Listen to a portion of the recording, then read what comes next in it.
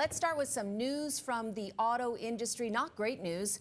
Ford is pumping the brakes on its plans for the Oakville assembly plant. Right, Cynthia, and this actually comes after we discussed yesterday about Ford's quarterly results, which did beat on expectations for profits and sales, but they suggested that electric vehicle sales were going to be pushed back a little bit while customers opt for more hybrids and fully gas-powered vehicles. So today we found out that Ford Motors is going to be postponing the production of a fully electric three-row SUV at our local Oakville assembly plant.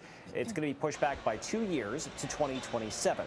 Now, many are still finding fully electric vehicles too expensive, especially considering heightened borrowing costs. So Ford is predicting that around 2027, the market will catch up, and then the Oakville plant will be up and running with that new vehicle. But it's worth noting that job cuts are likely. No specifics have been mentioned as of yet.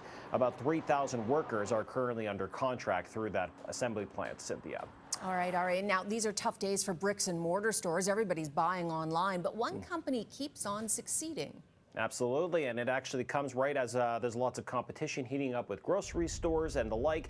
A lot of people are opting for potentially better value at places like Dollarama, so they are reaping the benefits. The Montreal-based retailer beat expectations for profit and revenue growth last quarter, and that included the holiday season.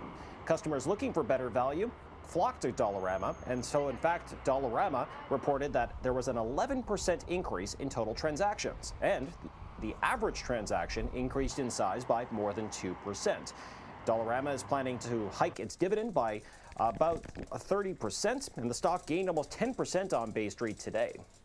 All right. Now, even in this economy, we still need new clothes, and one iconic brand is still finding a way to make money in this economy. Yeah, and it seems that they're looking into things that are other than just jeans, which has been their staple association with Levi's. So it looks like they're selling that and more. Levi's beat on analyst forecasts, and looks like they're forecasting the gains to continue thanks to streamlined operations, as well as betting on new merchandise and styles.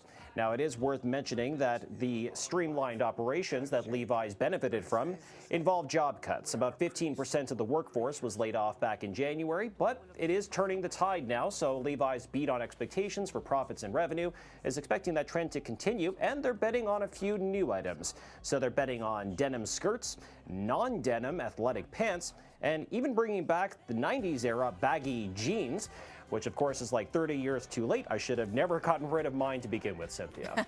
They've been back for a little while, Ari. Come on. I guess I'm just behind the times, but at least Levi's is on top of it. All right, Ari. Thanks very much for joining us.